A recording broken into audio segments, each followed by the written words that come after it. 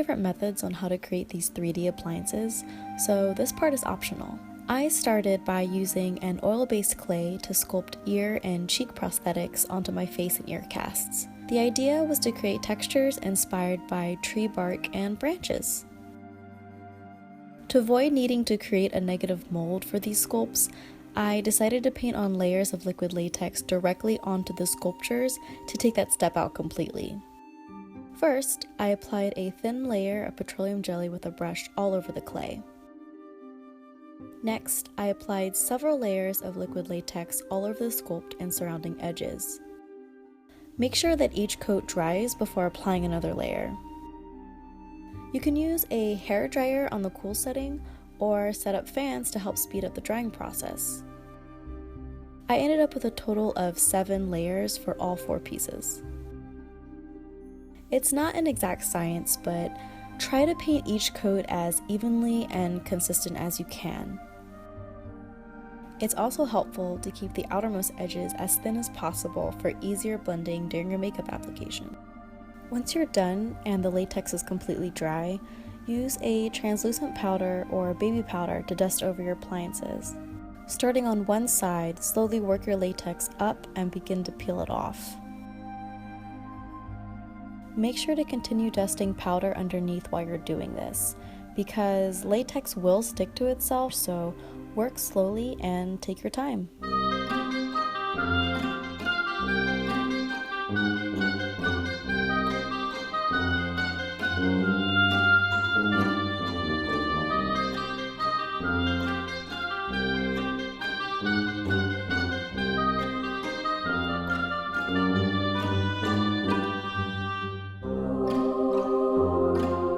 I started by quickly trimming any excess latex and painting it with cream foundations to roughly match my skin tone. I also stuffed some shredded cotton balls into the appliance to fill any gaps.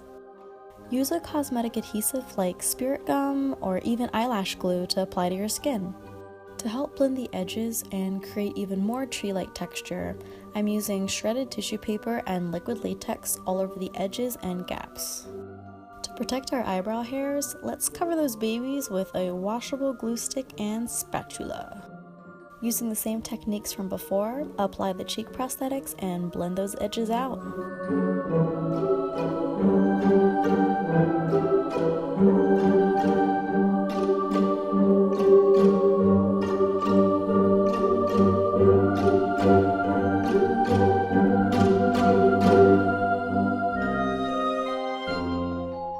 While we let those dry, start painting the ears and surrounding areas with a mixture of tan and brown cream paints using a sponge and Q-tip.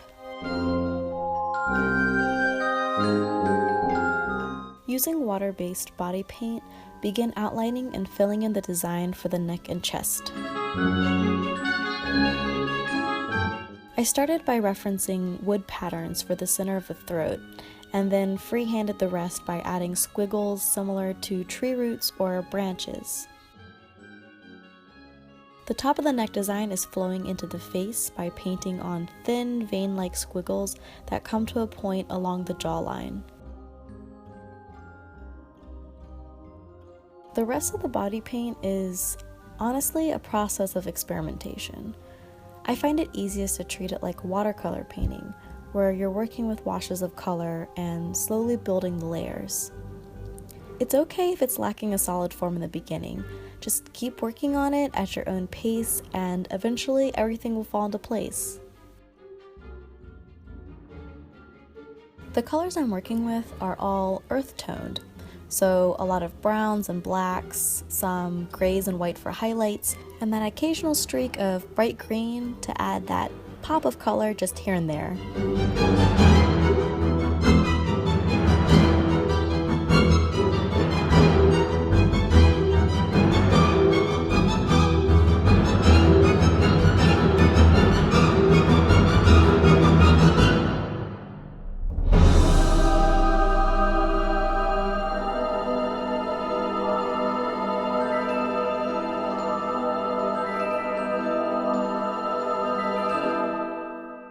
Let's begin painting the face and cheek prosthetics using a combination of tan and brown creams.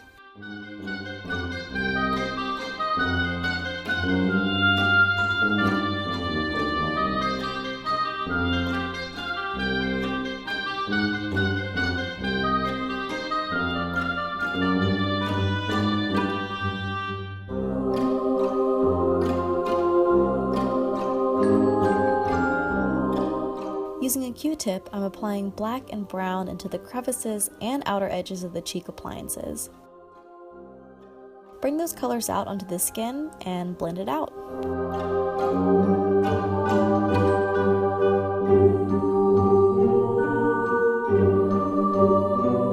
Taking black cream onto a Q-tip, I'm drawing a line from the inner corner of the eyebrows down both sides of my nose. Using a black pencil, I'm branching out smaller, veiny lines from those lines.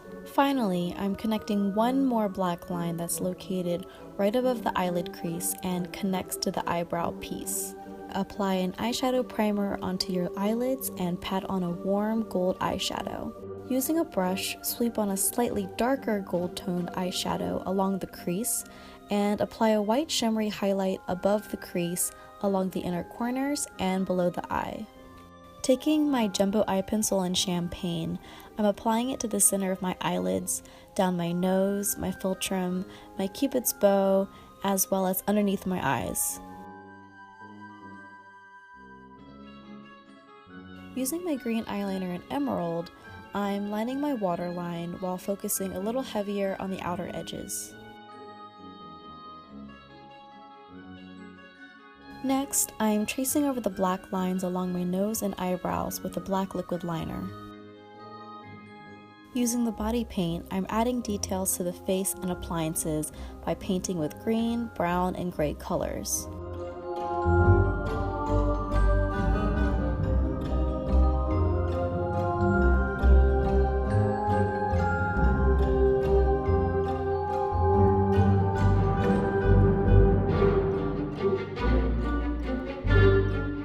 Taking the black paint, I'm tracing a semicircle around the eyebrow portion of the appliance and highlighting it with a line of bright green. Using that same bright green, I'm going back into my neck and chest design to add some extra pops of color to complement the face.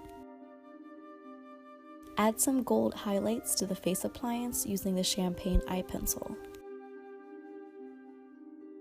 For the lips, I'm using a brown suede liquid lipstick and adding a little dash of a pink nude color to the center. Curl your eyelashes and apply a few coats of black mascara to your top and bottom lashes.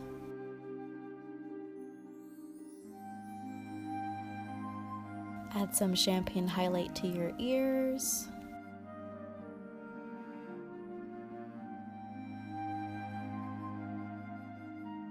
Finally, I'm pinning a stem of fake flower buds in my hair above my braids and tucking a couple small ones behind my ears. Adding one small bud to rest on the eyepiece using some spirit gum. Using liquid latex, I'm applying chunks of real moss that I literally just dug up from the backyard on various areas of my face and neck. Make sure you double check that there aren't still any insects crawling around in there before you apply it to your skin. And our last addition is my little white bird that I've got perched in my hair.